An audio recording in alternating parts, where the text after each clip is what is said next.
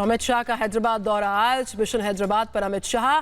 कल हमने सुना था, देखा था रोड शो के जरिए किस तरीके से ओवैसी के गढ़ में योगी आदित्यनाथ ने हुंकार भरी थी, और आज अमित शाह हैदराबाद में होंगे। कुछ ही देर में भाग्य लक्ष्मी मंदिर में पहुंचेंगे। हैदराबाद में जीत का आशीर्वाद लेते हुए नजर आएंगे गृह मंत्री अमित शाह। सुबह 11:45 पर शाह का हैदराबाद में रोड शो। निकाय चुनाव में धुआंधार प्रचार बीजेपी का जारी है लगातार।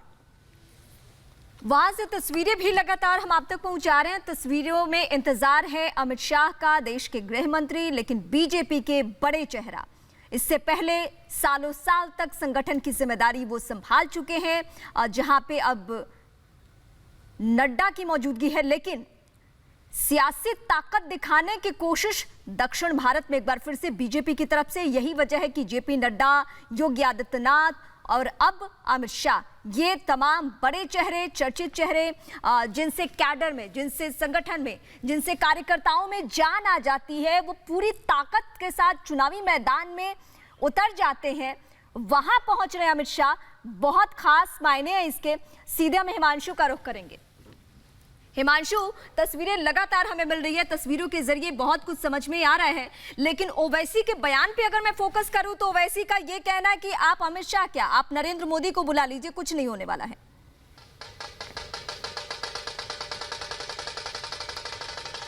जी बिल्कुल, देखिए असदुद्दीन ओवैसी जो है वो पिछली बार जो है लगभग 48 के आसपास उनकी सीटें थी, और जिस तरीके से टीआरएस के जो चीफ मिनिस्टर हैं यहाँ पर वो और असदुद्दीन ओवैसी जिस तरीके से हमलावर हो रहे हैं, जिस तरीके से बयानबाजी वो कर रहे हैं, उससे ऐसा लग रहा है कि कहीं ना कहीं भारतीय जनता पार्टी जो है वो मजबूत हो रही है, और टीआरएस और एआईएमआईएम जो है वो कहीं ना कहीं उनको ये भय सता रहा है कि भारतीय जनता पार्टी इस बार बहुत ज़बरदस्त तरीके से काम कर सकती है।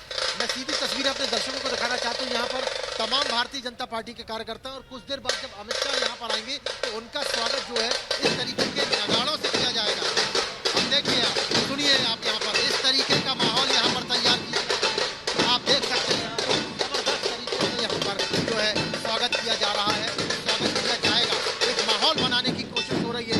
जिस तरीके से भारतीय जनता पार्टी पूरे निकाय के चुनाव को सीरियसली ले रही है, उससे भारतीय जनता पार्टी ने ऐसा लगता है जैसे कसम खा ली है कि इस चुनाव से शुरुआत करेंगे और यहाँ की विधानसभा तक भारतीय जनता पार्टी को यहाँ की तेलंगाना में राज्य की सरकार बनानी है। और अमित शाह अक्सर कहते थे कि हमें कैडर खड़ा करना, और यही कैडर वो खड़ा करना चाहते थे कि हम जहाँ पर भी जाएं वहाँ पर भारतीय जनता पार्टी का कार्यकर्ता हो, बूथ स्तर तक कार्यकर्ता हो, और उसी स्ट्रेटेजी के तहत जो है भारतीय जनता पार्टी यहाँ पर उतरी है। और जिस तरीके से भारतीय जनता पार्टी के तमाम बड़े नेता, चाहे योगी आदित्यनाथ हों, चाहे जेपी नड्डा हों, चाहे अमित शाह हों, यहाँ पर आ रहे हैं, उससे सीधे सीधे तौर पर भारतीय जनता पार्टी को पूरी उम्मीद है कि बहुत जबरदस्त तरीके से वो यहाँ पर जीत हासिल कर सकते हैं। निकाय चुनाव को चुनावी पाठशाला कहा जाता है हिमांशु, और इसमें सबसे ज्यादा भूमिका कार्यकर्ताओं की होती है, उन्हीं के कंधों पे सारी जिम्मेदारी होती है चुनाव परिणाम को अपने पक्ष में तब्दील करने की। लेकिन आप जरा कल्पना करके देखिए कि अगर बीजेपी का इतना कद्दावर और बड़ा चेहरा उन्हीं कार्यकर्ताओं के बीच में हो,